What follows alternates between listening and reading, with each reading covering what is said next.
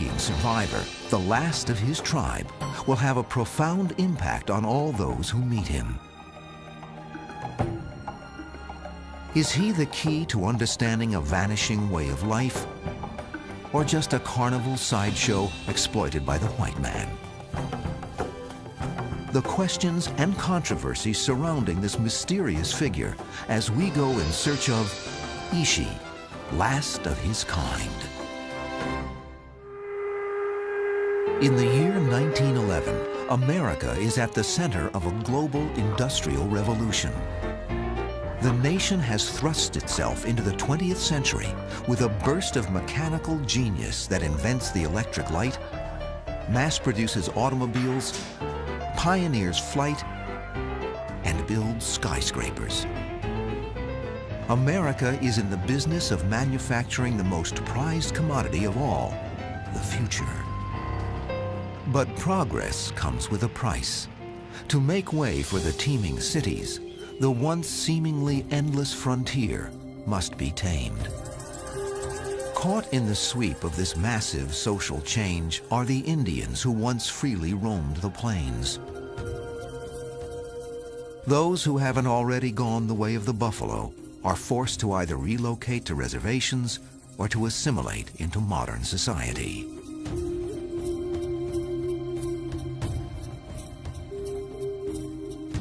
By 1911, the only places most Americans can see Indians are at Wild West shows or at movie theaters, where silent melodramas often portray them as noble savages. No longer are Indians seen as fearsome obstacles to manifest destiny. Now they are viewed as tragic figures symbolizing a bygone era.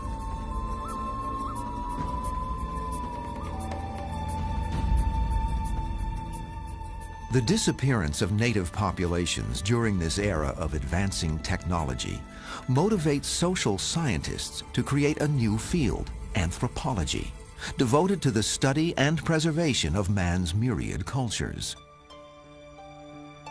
Practitioners of this new discipline are called salvage anthropologists. They believe their mission is to salvage and record the ancient ways of the first Americans. Among them is Alfred Kroeber, the first professor of the new anthropology department at the University of California at Berkeley. Alfred Kroeber became the director of the first museum of anthropology west of the Mississippi River.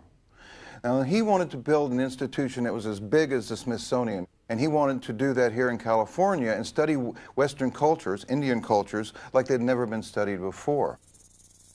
What Kroeber seeks above all else is an Indian whom he describes as uncontaminated.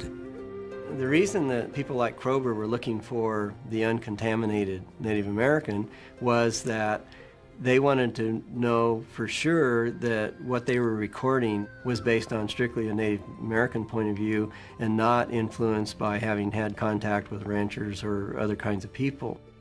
In the summer of 1911, Kroeber finally gets his wish.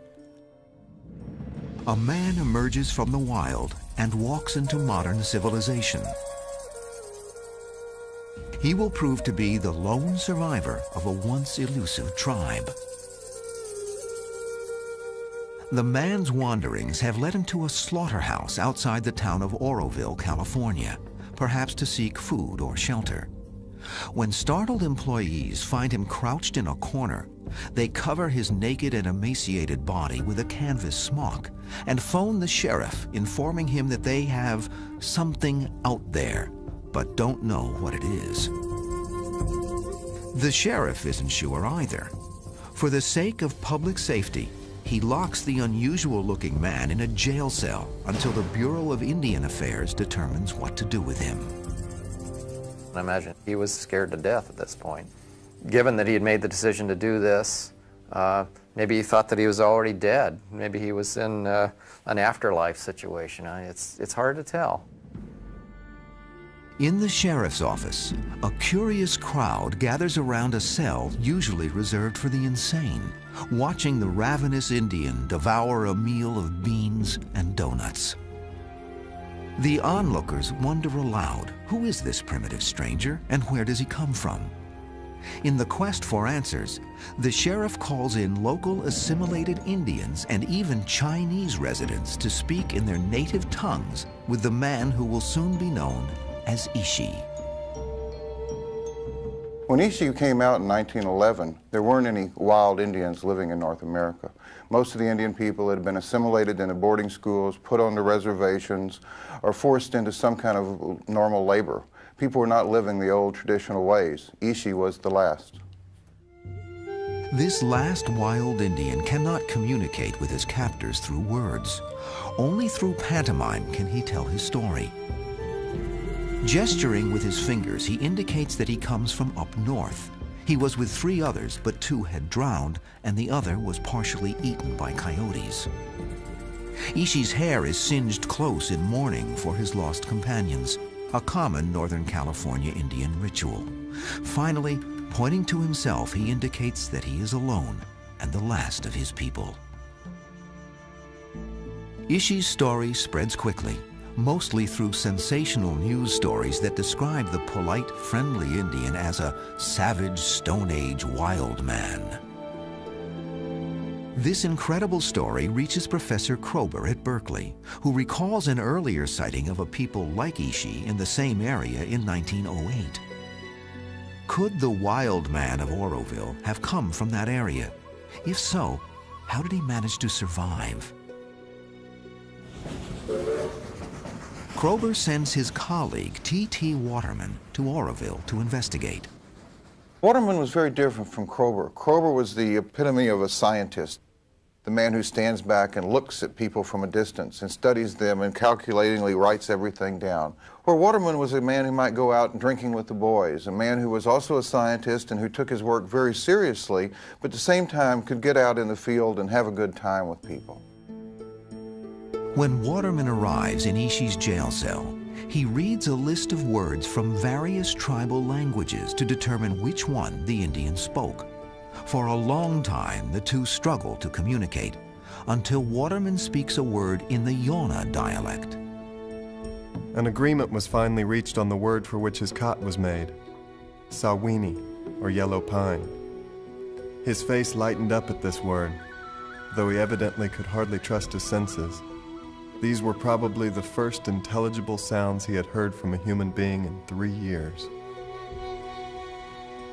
Waterman sends for an interpreter, Sam Botwe, an assimilated northern Yawni living nearby in the town of Redding. But hope for a warm meeting between the two distantly related tribesmen is dashed. Ishi was put off by Sam Botwe because when he first met him, Sam presented himself as being part of the white culture, and he sort of lorded himself over on Ishi. And so all that came across to Ishi. I mean, Ishi didn't consider himself inferior to anybody. He felt good about himself. He felt good about his culture. After a brief, strained conversation, Botwe determines that Ishi is from a tiny band of the southern Yona called Yahi, a group about whom little was known. With such an unlikely pedigree, Ishi is the uncontaminated Indian for whom Kroeber has long been searching. Kroeber immediately secures permission from the Bureau of Indian Affairs to bring Ishi to San Francisco for study. Preparing to board the train to San Francisco, Ishi looks like a man caught between two worlds. He wears a white man's shirt, jacket, and pants, but his feet are bare, still unaccustomed to the constraints of shoes.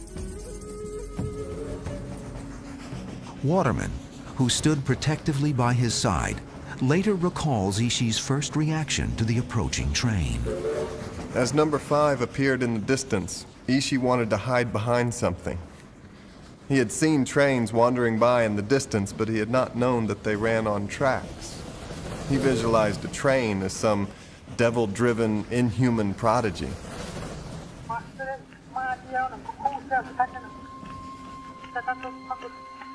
In an ancient Yahi tale known as the Journey of the Dead, one spirit upon death travels south looking for an entrance to the other world.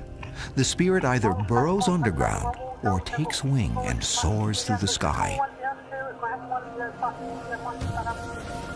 Just 1 week after his appearance in Oroville, Ishi, the last Yahi, will embark on a journey south like none his people had ever taken, and will enter another world stranger than they could have imagined.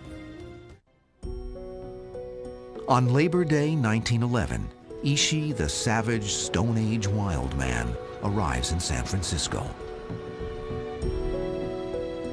Immediately, vaudeville promoters besiege his chaperone, anthropologist T.T. Waterman, with offers as high as $2,000 just to put the Indian on stage. Waterman firmly declines. Finding the Indian is a breakthrough for science, not show business, a point Professor Kroeber emphasizes at the press conference. The capture of this man is of the utmost importance. He represents a new and supposedly extinct dialect. He is more of an aborigine than any of the Indians we have been working with for 10 years. He knows nothing of the whites. The reporters shower Kroeber with questions demanding to know the Indian's name. A lot of Indians are really reticent about giving their personal names, particularly to anybody outside their own group. These were people that were not part of Yahi culture, and so he would have been reticent to have provided his name simply because that's not what they did. The Indian never does reveal his real name, but begins to respond to the one Kroeber has given him, Ishi, the Yahi word for man. The naming begins an unlikely friendship between intellectual and aborigine. Ishi and Alfred Kroeber are a very unique pair of people. Opposites, you might say. A German from New York, a scientist, and an Indian man from Northern California raised in a traditional environment. How opposites you could get, yet at the same time there was an incredible respect and appreciation for each other and what they could share and what they could learn from each other. Under Kroeber's watchful eye, Ishi acclimates quickly to his new world. During his first day at the museum, photographers request that he pose in animal skins. Ishi, who has spent most of his life wearing little, if any, garments, declines. His reason, as expressed through his interpreter Sam Botwe, is that no one else in the room is dressed that way. In the following days, Kroeber notes that Ishi's most common facial expression is the raising of his eyebrows each time he encounters something new. They arch in amazement at everything from penny whistles and safety pins to typewriters and electric lights. The proper way to raise a window shade is a puzzle. Getting water from a faucet a pleasure, and transportation a miracle. He prefers streetcars to automobiles. They're bigger and have bells. When Ishi first sees an airplane in flight, he asks if a white man is in it. When he learns that there is, he just laughs. Ishi is impressed by these modern conveniences, but he isn't fooled by them. The white man is clever, but not wise, he observes. I think Ishi looked at the white man as not being in tune with the natural world, that they altered stuff, they destroyed things, they did not try to work with nature, they basically tried to conquer nature. And I think a lot of Native Americans have that same point of view. What amazes Ishi most about San Francisco is the sheer number of people. At a city beach, thousands of sunbathers astonish him more than the vastness of the ocean. Hansi Soltu, he exclaims, many white people. Those same crowds come to see Ishi at the museum, where Kroeber has given him a room surrounded by exhibits of Indian artifacts. Every Sunday afternoon, Ishi gives demonstrations, showing visitors how to build a shelter, make a fire, and chip arrowheads from seltzer bottles, which he gives away as souvenirs.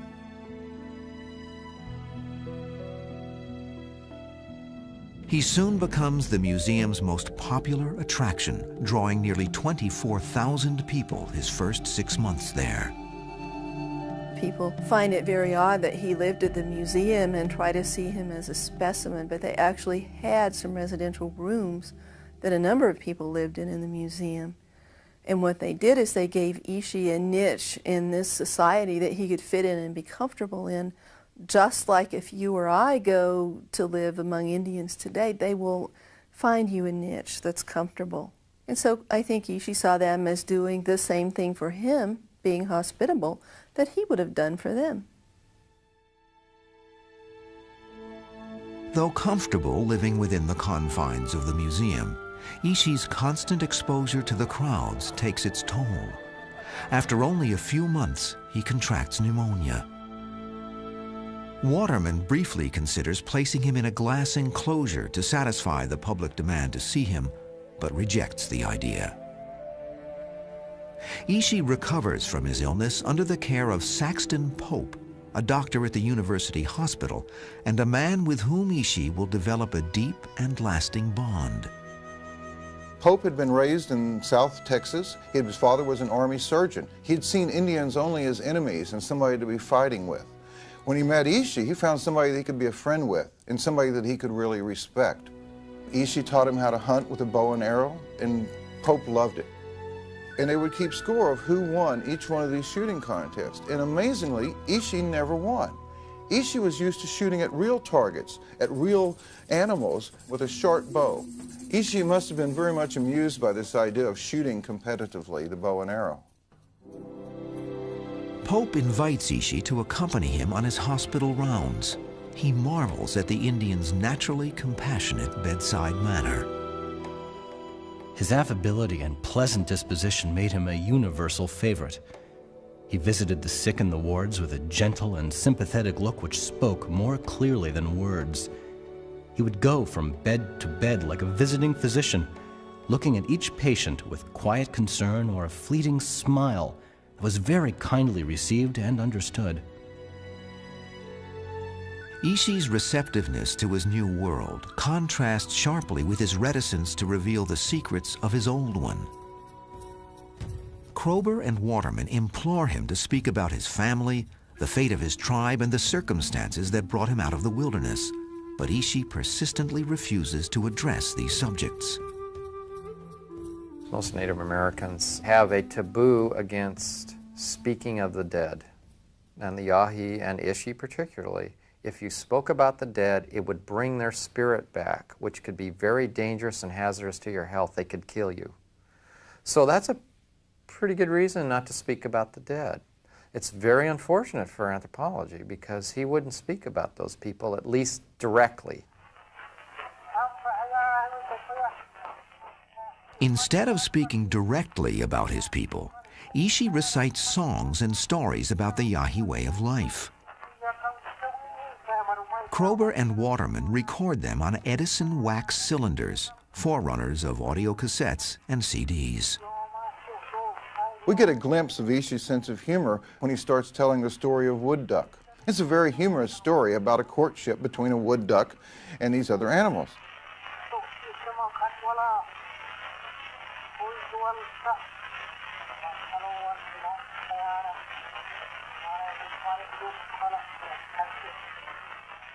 And Ishi would tell this story using the different voices of different animals and bringing whether it was coyote might have one voice, it might be another voice for wood duck, it might be another voice for the woodpecker.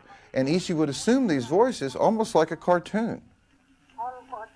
Other stories are serious, offering instructions on how to make everything from arrows to acorn soup.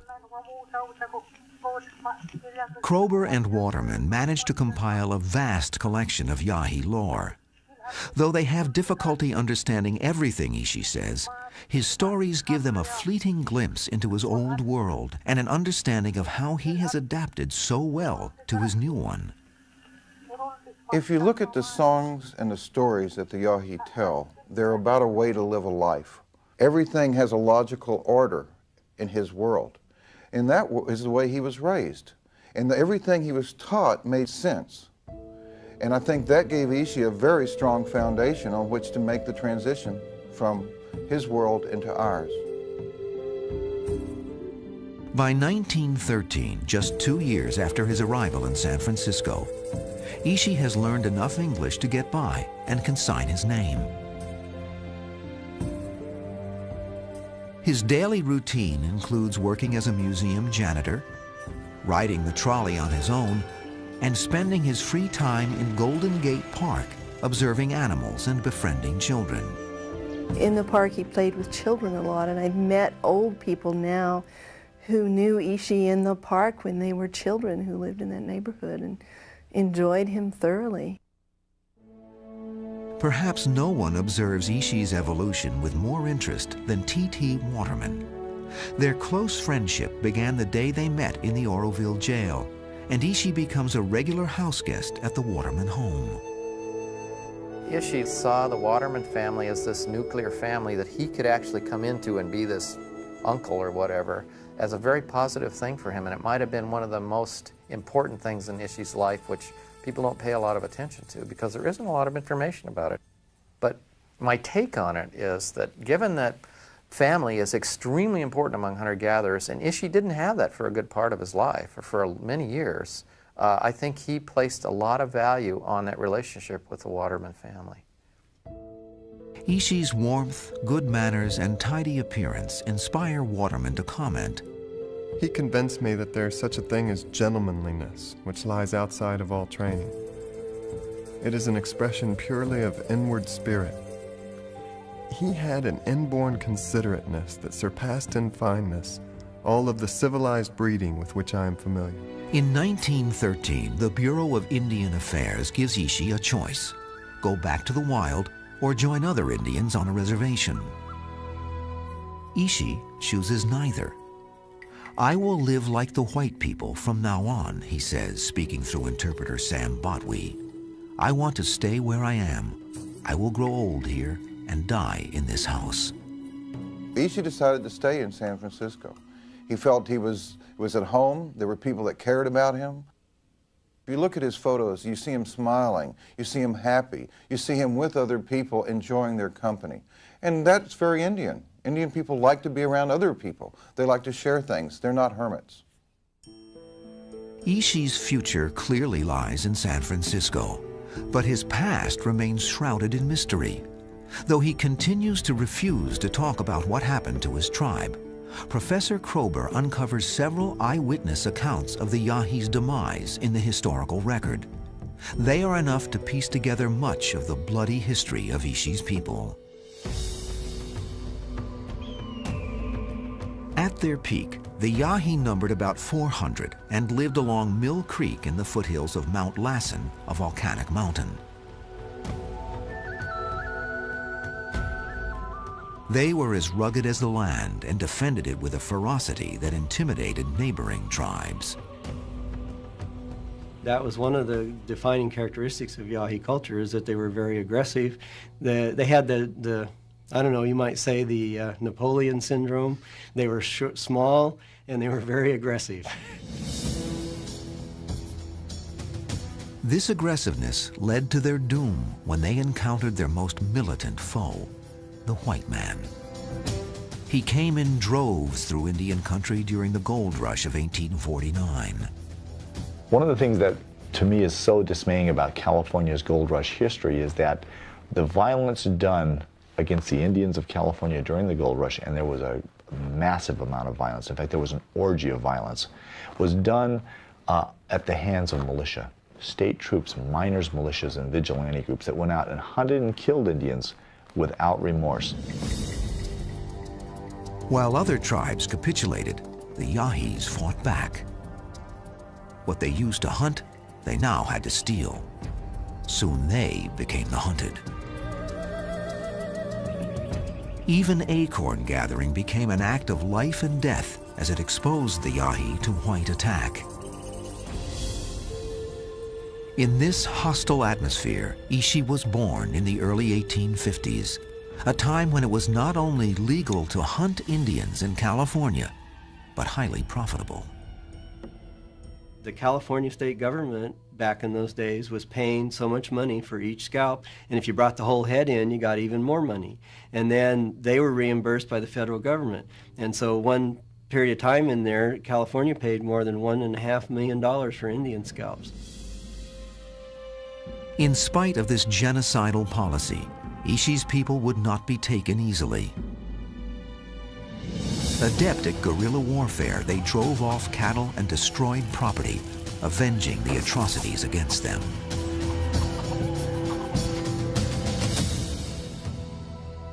When innocent women and children were found dead, local whites took decisive action.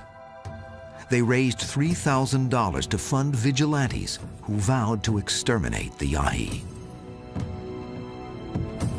Robert Anderson, the sheriff of Butte County, and Hiram Good, who at one time had 40 Indian scalps hanging from a tree in his front yard, led the death squad.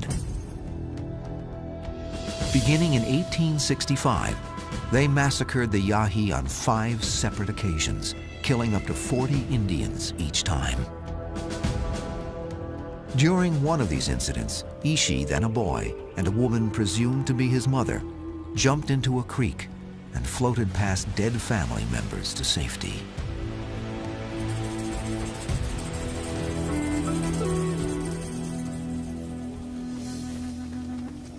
The Yahi tried to surrender, ceremoniously offering a friendly rancher 5 bows, but were scared off by a ranch hand whom they mistook for a vigilante.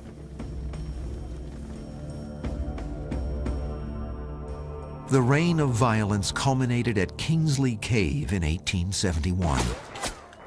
There, 30 Yahi were killed in cold blood at close range. One vigilante could not bear to kill the children with a rifle. It tore them up bad, he said. Instead, he shot them with a revolver.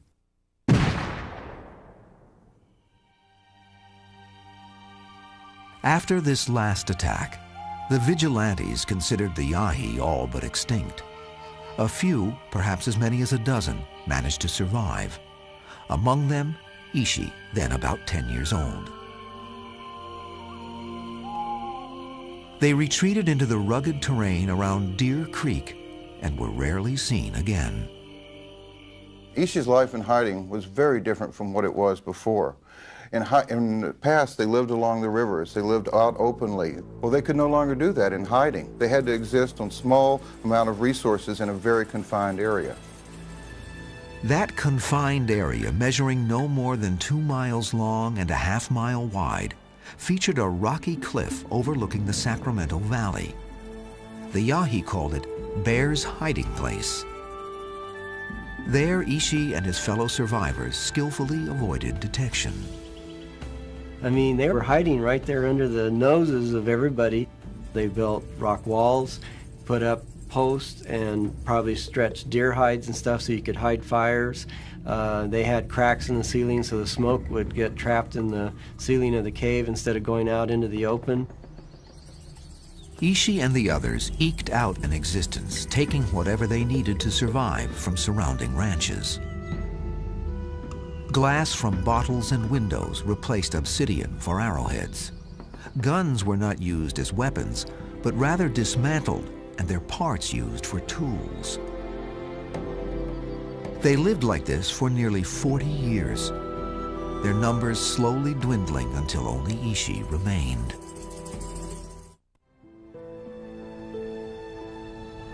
Ishi and a small number of Yahi Indians hid so well that most whites believed them to be extinct. Until 1908, when a group of Oroville Power Company surveyors came upon the Yahi camp and took their tools and other belongings. The sad thing for the Yahi was that this was in November, which was toward the very end of the fall when they needed to gather as much food for overwintering.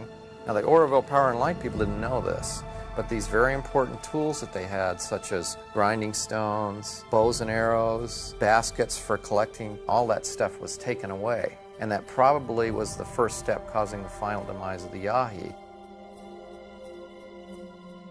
In 1914, anxious to see how Ishi lived in his own environment, Kroeber asks the Indian to take him to Deer Creek, the Yahi's last refuge.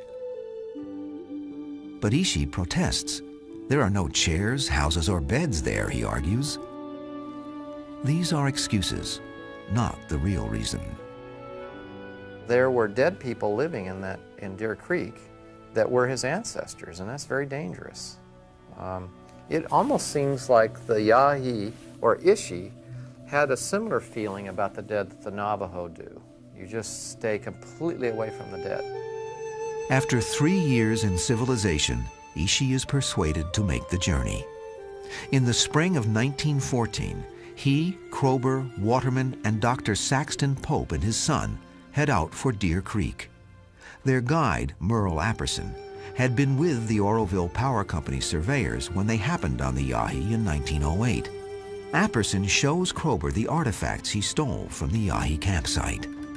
Kroeber stopped and said, "I will give you any amount of money to buy that material," because he wanted to bring it back with Ishi to the museum. And he did sell it, and we now have it in the museum. A lot of those objects that were stolen and might have caused the final demise of the Yahi.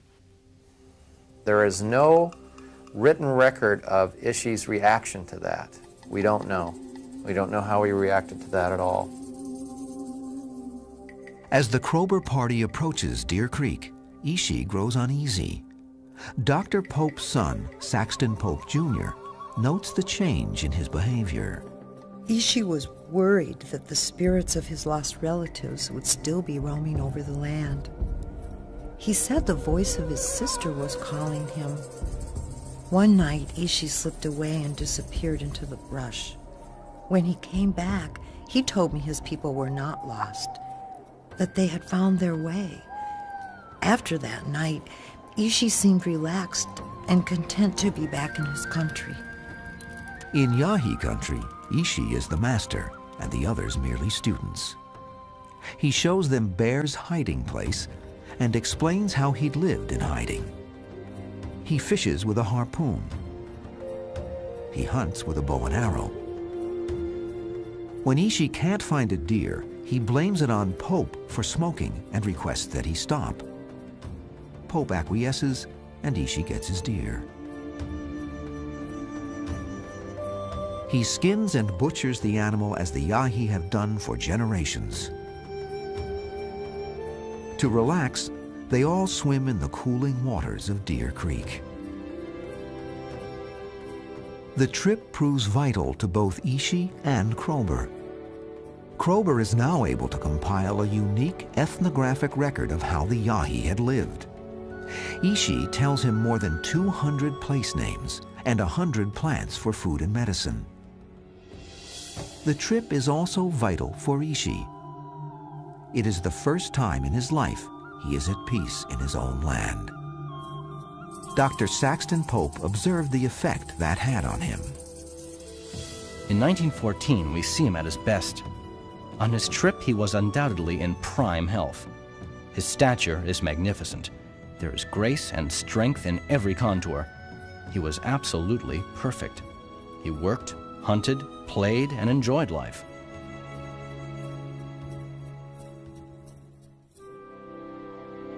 After a 4-week trip, the group returns to San Francisco, where in 1915, Kroeber convinces Edward Sapir, a brilliant linguist from the Canadian Geological Survey, to work with Ishi and translate the stories the anthropologists still can't understand. For 4 years, they had suffered through a lot of difficulty in communicating with him, to the point that they really could not understand some of his stories at all, or could just barely understand them.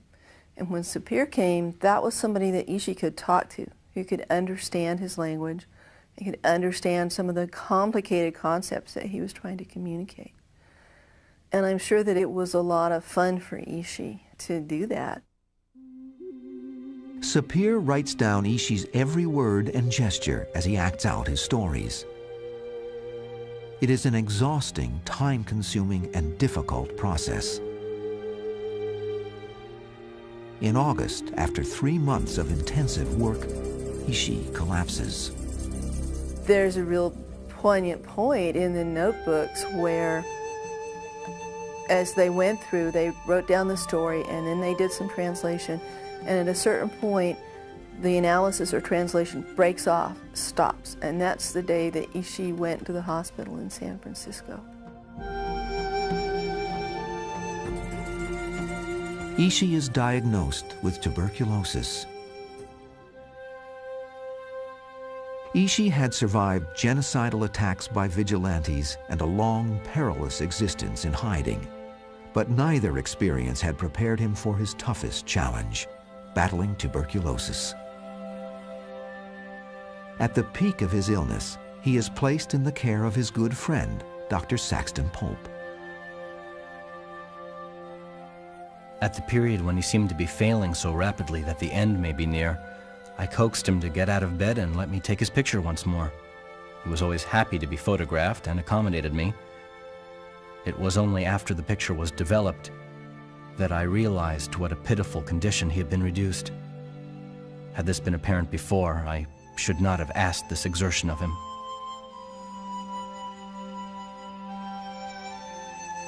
Professor Kroeber, in Europe on sabbatical, receives word of Ishi's imminent death. Worried that Pope will perform an autopsy on Ishi, a violation of a Yahi spiritual belief, Kroeber urgently writes Waterman, expressing rare emotion. As to the disposal of the body, I must ask you, as my personal representative on the spot in this matter, to yield nothing at all under the circumstances. If there is any talk about the interests of science, then say for me that science can go to hell. We propose to stand by our friends.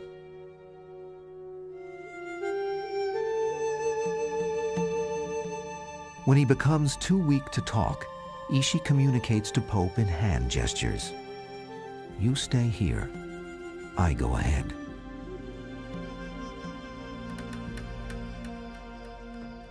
On March 25, 1916, Ishi dies.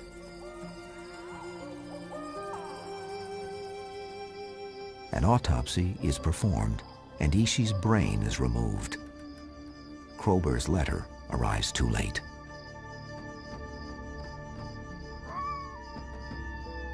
Together, Waterman and Pope accompany the body to a cemetery near San Francisco, where it is cremated. Ishi's ashes rest there still, in a small Indian pottery jar. Ishi's death deeply affected all of his friends. Saxton Pope, inspired by Ishi, went on to become the father of modern archery.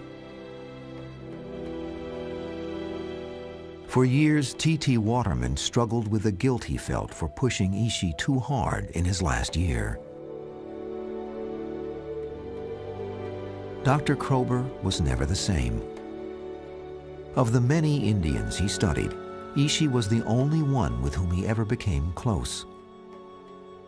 Soon after Ishi died, the professor began to question his choice of anthropology as a career, and in his confusion, entered psychoanalysis. Only on rare occasions did he ever speak of Ishi. He was industrious, kindly obliging, invariably even-tempered, ready of smile, and thoroughly endeared himself to all with whom he came into contact. With his death, the Yahi were no more. I think Ishi's main legacy is that he stands to challenge our stereotypes of indigenous people in North America. He's made us appreciate American Indians in a new way.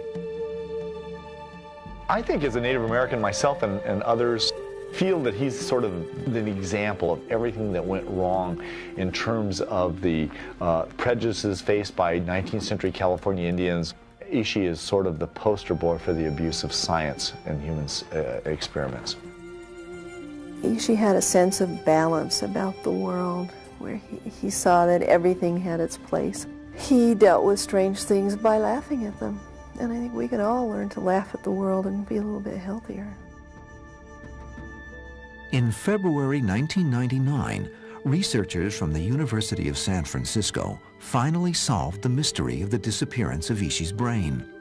After a 2-year search, they located the preserved organ in a warehouse at the Smithsonian Institution. Northern California Native Americans plan to give Ishi's remains a proper burial. The quiet Yahi man whom the anthropologists called Ishi had a profound impact on everyone who knew him. From the moment he appeared, naked, hungry, and shivering in that slaughterhouse in Oroville, he became a teacher whose lessons are etched in the language of the heart. What makes a person civilized is not his sophistication, but his spirit. A spirit that made Ishi the last of a kind, a first among men. An inspiration to us all as we go in search of history.